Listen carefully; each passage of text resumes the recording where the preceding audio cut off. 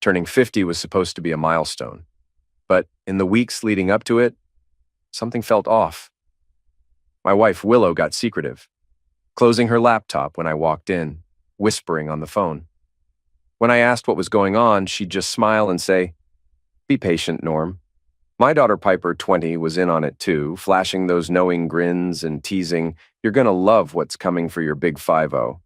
Even my son Tomas, 23, usually detached and aloof, hinted that something special was brewing. I figured they were planning a surprise party or maybe a weekend trip. Not that we're rich. We're comfortable, with Piper's college tuition eating into our savings. I just loaned Tomas $4,000 for his first apartment, money I didn't really have, but that's what dads do. Otis, my father-in-law, called out of the blue to ask what day I was taking off for my birthday. Unusual behavior unless he needed something. I told him Tuesday, the actual date. That Tuesday at 6:15 a.m., my boss called about an emergency at the Riverside project. No one else could handle it. I called Willow from the car to say I'd be late but home for dinner. She sounded distracted, just said, "That works out fine," and hung up. I worked through the day fixing a busted water main and equipment failures. Nobody at work knew it was my birthday, and I didn't say anything. I bought myself a bottle of the good whiskey on the way home, thinking at least something nice is waiting. When I pulled into the driveway at 5:53 p.m., no extra cars, no signs of life. Inside, the house was dark and empty. No decorations, no note, no family. I checked my phone, no messages, no missed calls. I called Willow, voicemail. Tomas, voicemail. Texted Piper, nothing. By 7:30, I was sitting at the kitchen table, staring at the whiskey, wondering if something had happened. I called the hospital. Nothing. Called Willow's sister, Lindsay. No answer. At 8:14, still alone, I poured myself a glass. Then I checked Instagram. That's when I saw it. A post from 3 hours earlier. My entire family, Willow, Tomas, Piper, Otis, Kinsley, and Lindsay, all grinning on a beach at some resort, cocktails in hand. The caption from Thomas read, "Family vacation mode activated. He won't even notice we gone LOL." I stared. Willow had commented with a laughing emoji, and so true. Lindsay made a dig about workaholic husbands not appreciating the finer things. Piper didn't comment, but she was in the photo looking thrilled. I kept scrolling. Jet skis, poolside selfies, sunset dinners, all time-stamped, geotagged. They'd left 2 days ago, well before my birthday. This had been planned, not spontaneous, not last minute, and it didn't include me. I'm not a pushover, never have been. But I can't lie, in that moment, I felt slapped. My pride took a massive hit. 25 years of marriage, 2 kids, all the hours I've poured into supporting them, and they do this? For a minute, I taste raw betrayal, but I shove it down. I learned a long time ago that when you show vulnerability, people see weakness. I promised myself no one would see me as weak ever again. So I do what I'm good at. I plan. I check our joint bank account and see a withdrawal of $4,000, matching the amount I'd given Thomas. Coincidence? I think not. I scroll older posts. Otis had been hinting about a family trip for a while. This wasn't spontaneous at all. It was orchestrated with precision around my absence. By midnight, my emotional storm morphs into this icy cold. I crack my knuckles and start collecting evidence. Screenshots of posts, logs of calls, bank statements. Because let's face it, if they're going to cut me out of a family vacation on my birthday, they're going to find out that I'm not just going to shrug. I always have a plan B. That's the side of me people call villainous. But I say it's just being prepared. You don't become successful by letting folks walk all over you. 2 in the morning, I uncover something that rips off the final shreds of my sympathy. Willow has a secret credit card, $113,000 in debt. Designer everything, endless spa charges, fancy lunches, the works, all behind my back. I do get angry, like really angry, but I keep it contained. I can use anger like a tool, focusing it into something more constructive. My mind's already on how to handle the financial blowback. But first, I think they have to come home. Morning arrives, and I realize I have 0 birthday messages from them. They're living it up. They honestly believe I won't notice or care, which, ironically, might be half true. I've been so caught up in my own ways for years. That's on me. But still, they're the ones posting about how I'm basically irrelevant. No, that doesn't sit right. I head to work, ignoring the phone. For the entire day, nothing from Willow or the kids.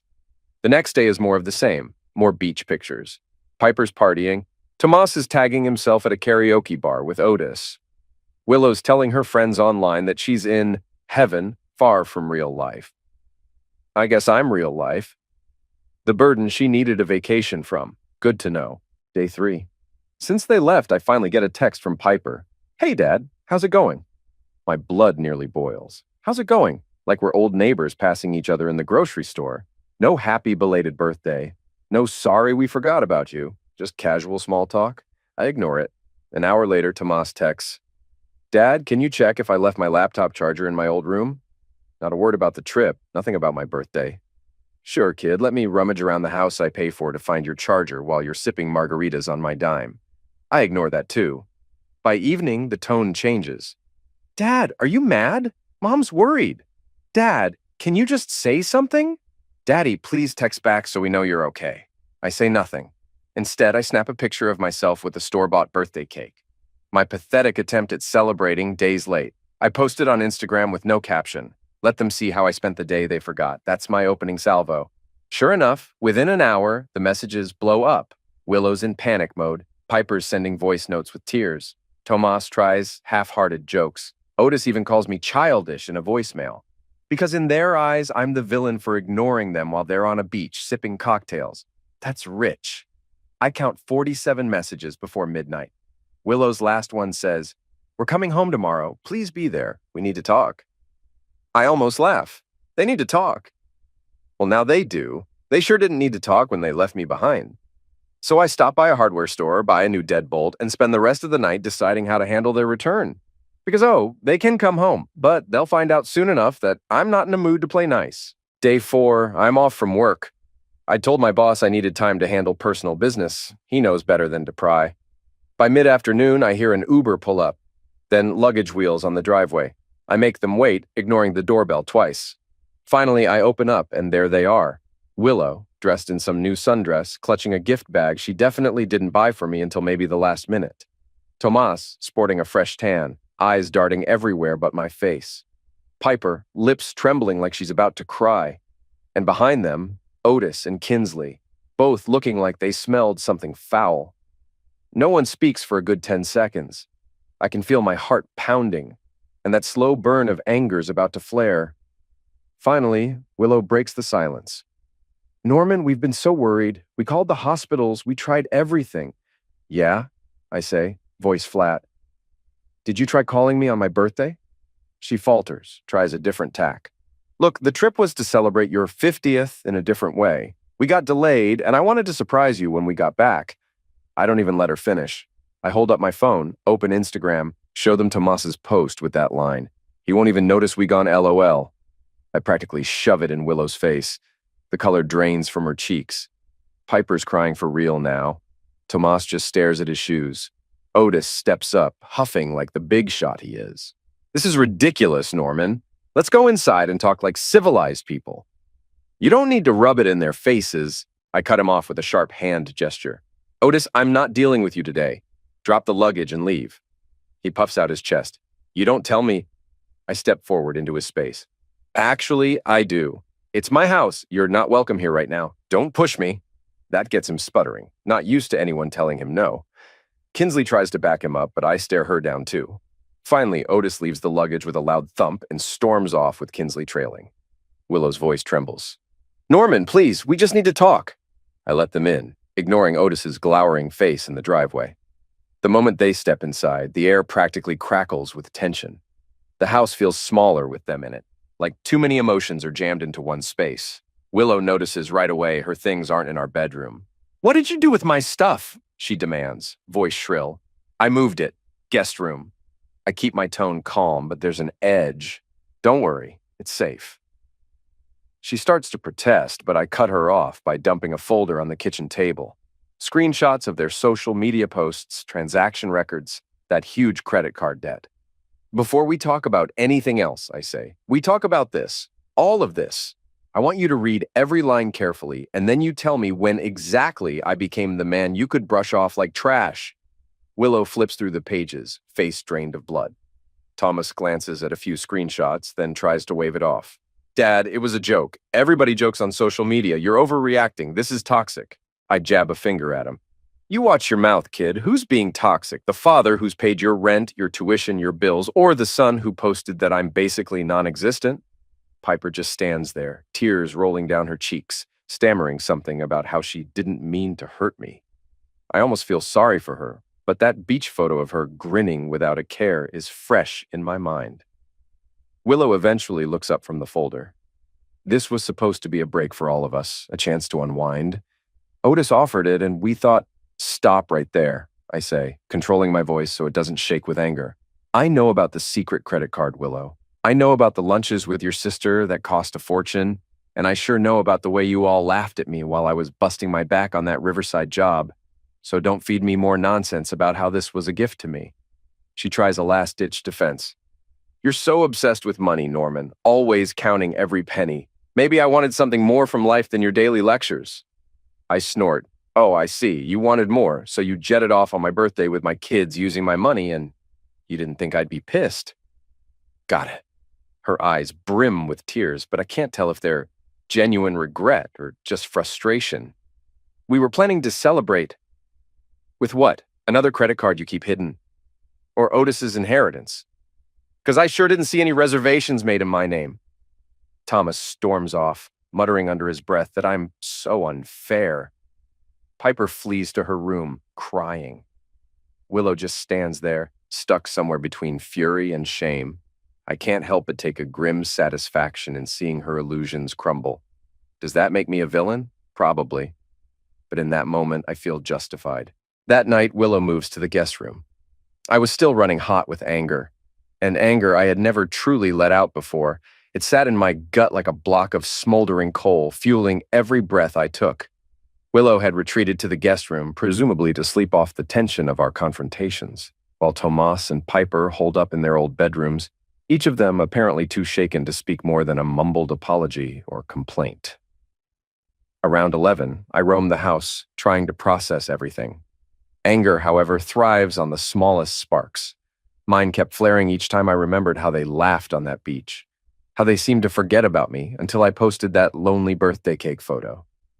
Eventually, I went into the hallway and saw Willow's suitcases lined against the wall. She must have brought them from the front door when she came in. Suitcases she'd taken to the resort. Something inside me snapped. I need to see how far this betrayal goes. I need to see if anything else is hidden. I crouched by the largest suitcase and unzipped it slowly. Right on top were her sandals and an expensive-looking cover-up I'd never seen before. Tags still attached. Likely another item she'd splurged on without telling me. Next, I shifted aside a bundle of clothes. Then my hand brushed something unexpected, a small plastic bag that held a pair of men's boxer briefs. My first thought was that perhaps they belonged to Tomas, somehow misplaced. But these were huge, definitely larger than anything Tomas would wear. My son is lean, built like a runner. These boxers were for someone broader, taller. I found another t-shirt, obviously worn. I lifted it to my nose, a wave of cologne wafting out. Nothing like my brand. My spine turned rigid. I dug deeper, searching with trembling hands until I found more men's items. Another t-shirt, an undershirt, a worn belt. All smelled faintly of the same cologne. My heartbeat pounded in my ears. Who do these belong to?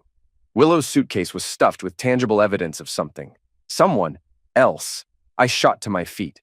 Vision tunneled with rage. Forget confronting her calmly. This was beyond that. I marched to the guest room, flung the door open, and flicked on the overhead light. Willow jolted awake, squinting at me in confusion. "What's your problem, Norman?" she demanded, voice gravelly with sleep. I hurled the t-shirt onto the bed.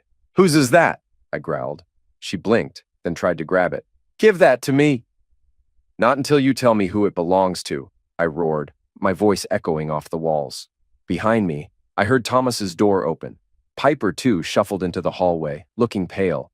They stared into the guest room, seeing me stand over Willow with the t-shirt dangling from my hand like incriminating evidence. "Mom!" Piper's voice trembled. "What's going on?" Willow shot Piper a desperate look. "This is nothing, just... Norman's overreacting. Probably from that whiskey he's been drinking." I let out a bitter laugh. "Oh, I'm overreacting. Maybe you can explain how an extra-large pair of boxers ended up in your suitcase. Maybe you can explain how they smell like some cologne I've never worn in my life." "It's mine," Tomas blurted, stepping forward. "Sometimes I wear extra baggy clothes to sleep, like pajamas." I spun on him. Don't you try lying to me, boy. These are at least 2 sizes bigger than you'd ever need. Let's see if you can fit in them. I crumpled the boxers in one fist and practically slammed them into Tomas's chest.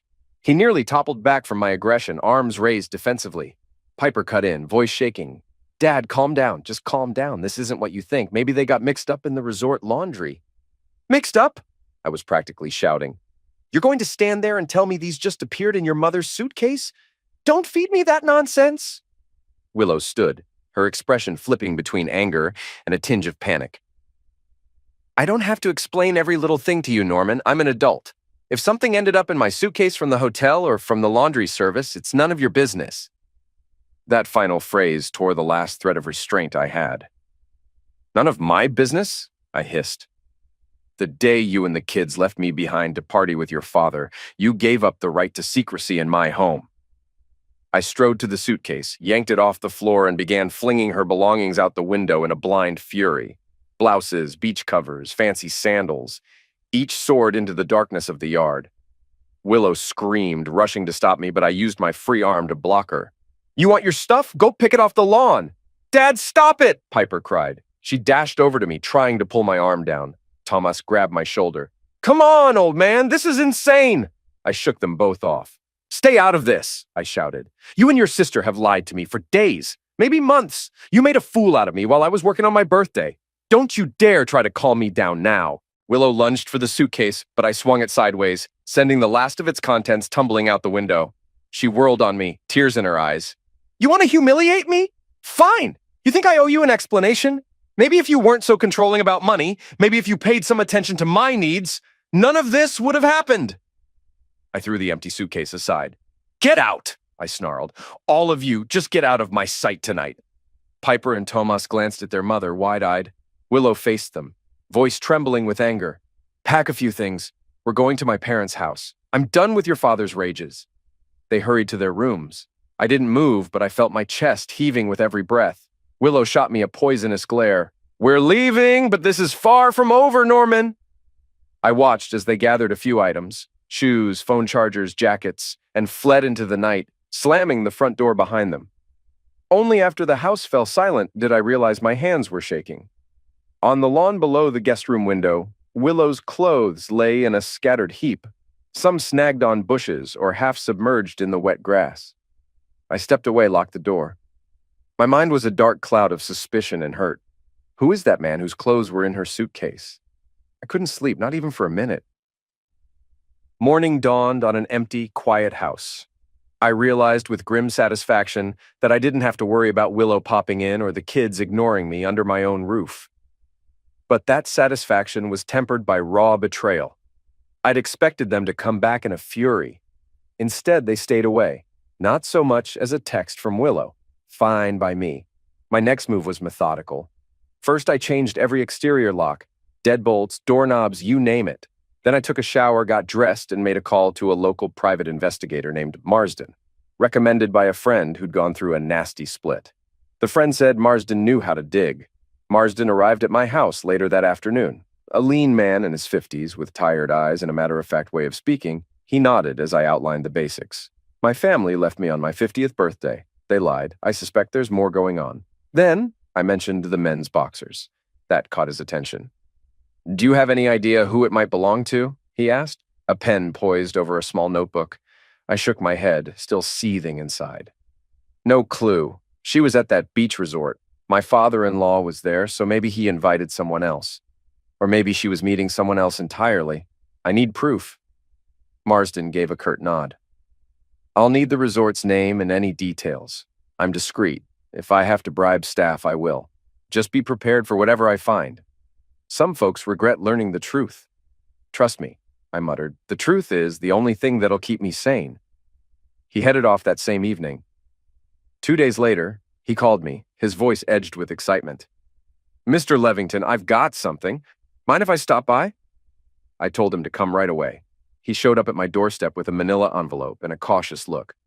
I visited the resort, asked around. Some staff recognized your wife from pictures I showed.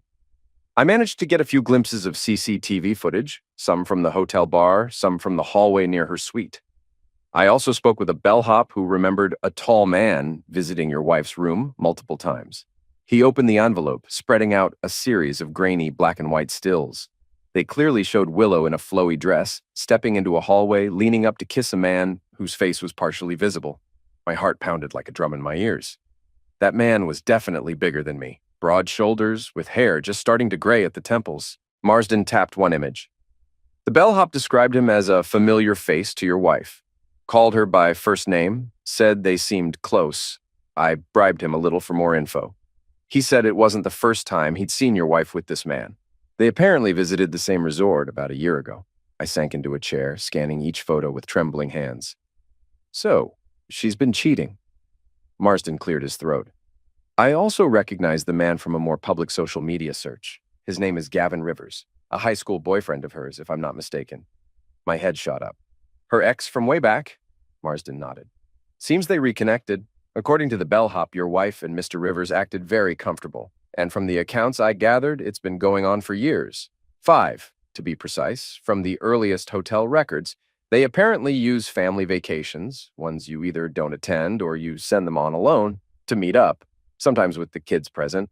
The staff was under the impression that your wife was a widow or separated because she always came with the father-in-law, mother-in-law, kids on, and this man, Gavin. A painful, hollow sensation spread in my chest. Anger rose inside me, wave after wave, flooding my senses. 5 years, I repeated. 5 years she's been stepping out and I was too blind to see it. Marsden exhaled. I'm sorry, Mr. Levington. I have screenshots from the CCTV footage and additional notes if you want them for your legal case. I felt the sting of tears at the back of my eyes. Not sadness, pure volcanic rage. I'm not sure I can ever use the word sorry again after this. I rubbed my temples, forcing composure. Thank you, Marsden. You've earned your fee. He left, and I stared at the photos until they blurred.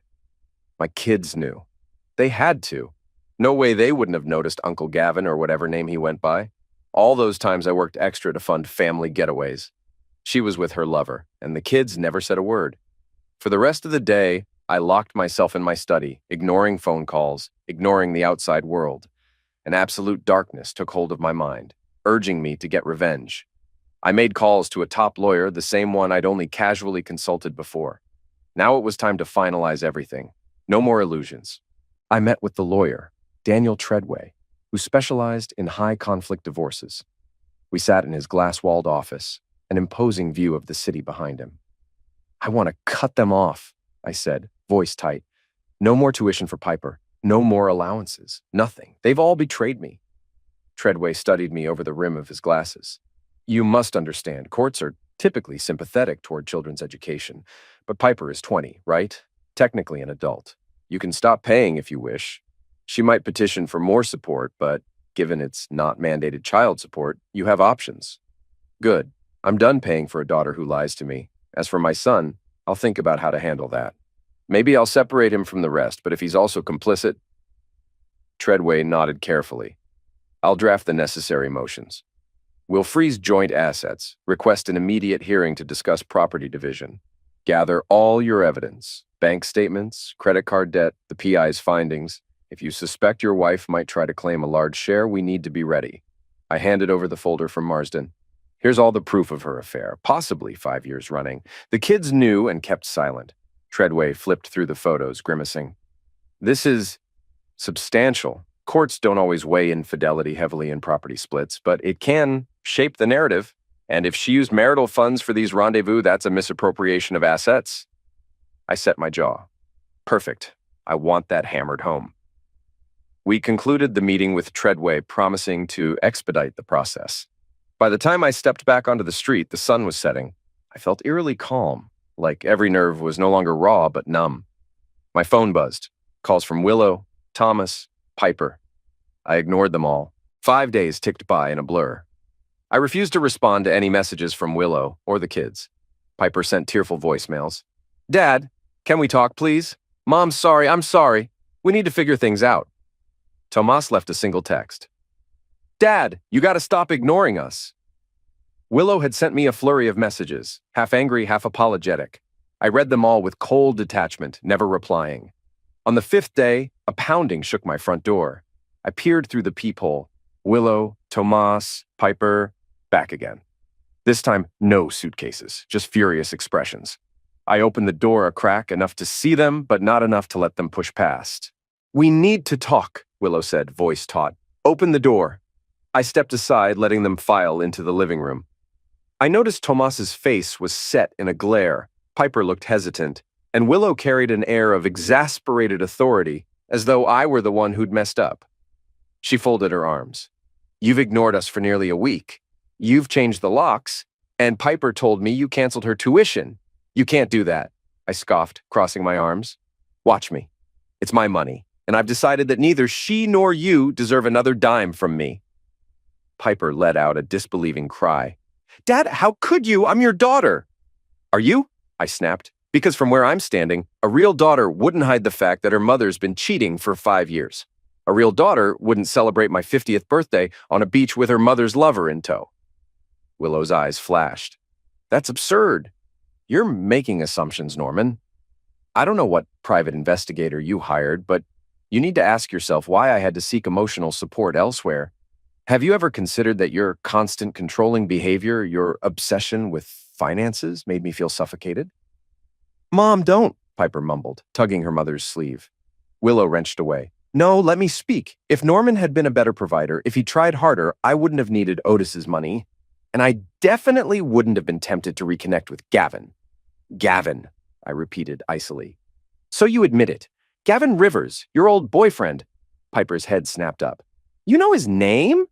"I know more than that," I hissed, drawing a small sheaf of the PI's photos from my back pocket. "Here.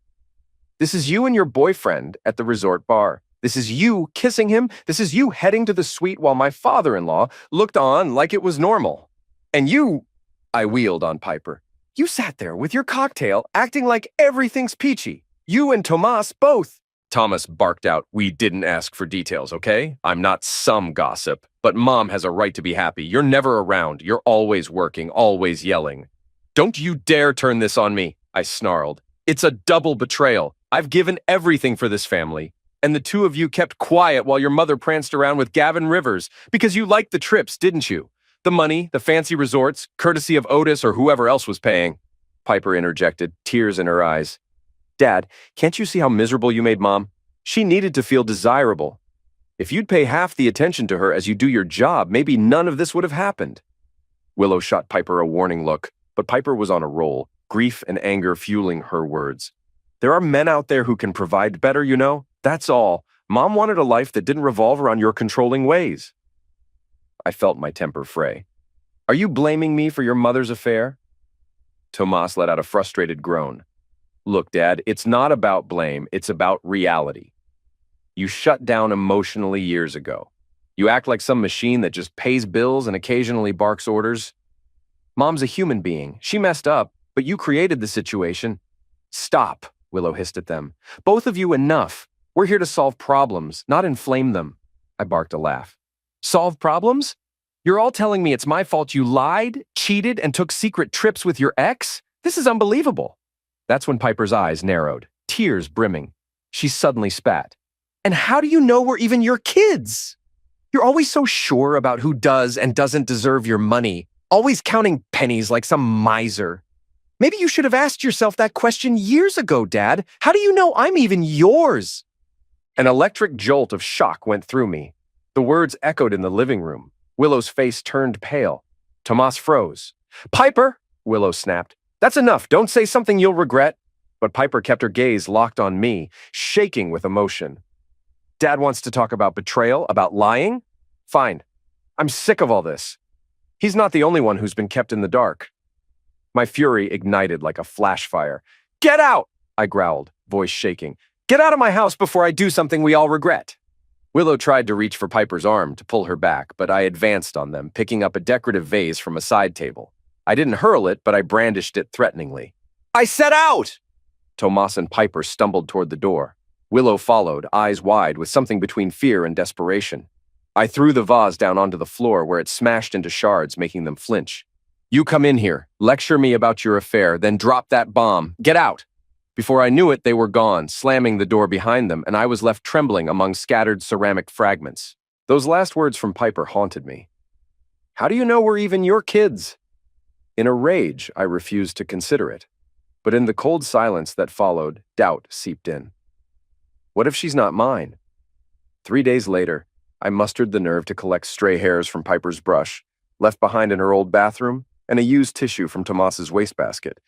I mailed them off to a DNA testing lab, requesting 2 paternal tests, one for Piper, one for Thomas.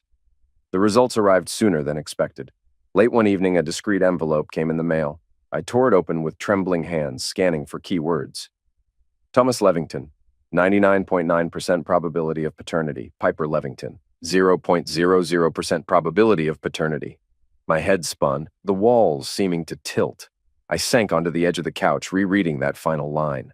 Piper is not my daughter. She's the daughter I doted on, the sweet kid I'd poured thousands of dollars into for tuition, the one who sometimes called me daddy. Not mine.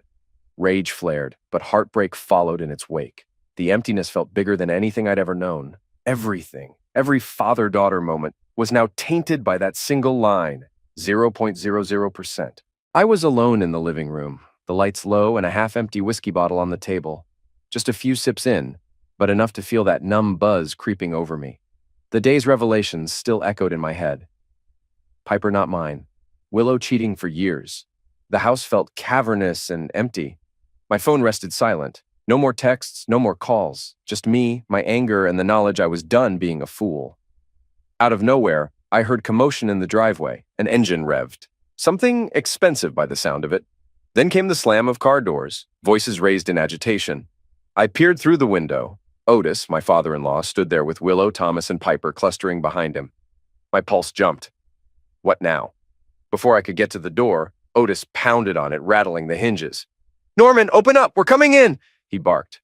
I took a moment to steady myself, then swung the door wide. They all shoved forward, Otis leading the charge with that smug tilt of his chin. "You've had your tantrum," he said, stepping in uninvited. "Now it's time you face the consequences. Stop sulking in here like a lost puppy." Willow walked around him, scanning the house as though she owned it. Tomas and Piper hovered by the entryway. Their expressions ranged from shame to resentment. I locked eyes with Willow, then turned to Otis. "Care to explain why you're barging into my home?" Otis snorted, folding his arms. "Your home? Don't kid yourself, Norman. This is Willow's house, too. You think you can just shut her and the kids out? I'm here to set things straight." I felt a swirl of anger surge into my throat. "Set things straight? Maybe we should talk about how you've known all along Willow's been cheating. Maybe even helped her cover it up." Willow tried to hush me. "Don't start this again." I cut her off, glaring at Otis. "You want to talk about being shut out? I was shut out of my own family vacation on my birthday. Now I find out Piper isn't even mine. And you stand here telling me it's my fault?" Otis smirked. "You're the one who's never around. You're busy playing the brooding workaholic. You neglected your wife, so don't act surprised she looked for affection elsewhere. Women have needs, Norman. That's the way the world works."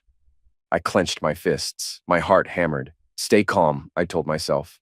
But Otis's smug face made that impossible.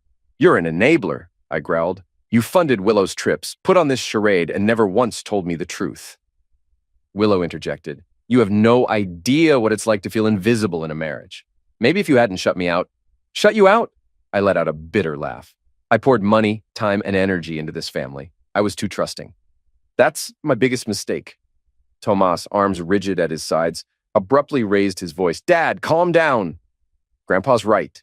You were never here. You're acting like a lunatic, throwing accusations around. Mom didn't ask for this mess." I rounded on my son. "Oh, she didn't ask for it.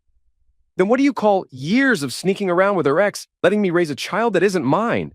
Piper cringed, tears forming. "Dad, stop. You don't understand. Mom was hurting. She's not the only one to blame." Otis jabbed a finger at me. "You see, even your children see how you behave. You're the common denominator in this madness, Norman." My blood roared in my ears. "That's it," I snarled. "I have something to show you." I bolted to the side table where I'd stashed the DNA results, the same ones confirming Piper wasn't mine. I yanked them out, marched over, and flung them at Otis. The pages fluttered at his feet. "Look at that. Or have you already seen it?" Willow bent to pick them up, cheeks going pale. Otis skimmed a page, then scoffed. So Piper's not yours? Big deal. If you'd paid attention, maybe this wouldn't have happened. Big deal? My hands shook. I spent 20 years believing Piper was my child. That's the big deal. You all knew, maybe not the full details, but you suspected, and still watched me work my life away to support everyone. Otis rolled his eyes. Spare me the sob story, Norman. If you were half a man, you'd have kept Willow from wandering. Instead, you bury your nose in spreadsheets and wonder why your wife looks elsewhere for comfort. That's when something snapped in my head. I launched forward and seized Otis by his collar. I'm done listening to you talk like I'm trash, I roared. He gasped, trying to pry my fingers away. Willow shrieked. Thomas grabbed my arm and Piper let out a frightened sob. Let go of me, Otis sputtered, kicking at my shin. I held him there, rage twisting inside me, wanting to slam him down. But I caught a glimpse of Tomas's alarmed expression, and something in me let go. Otis staggered backward, face purple with fury. He lunged, hooking his hand around my shirt collar, attempting to drag me toward the door. Fine, he hissed.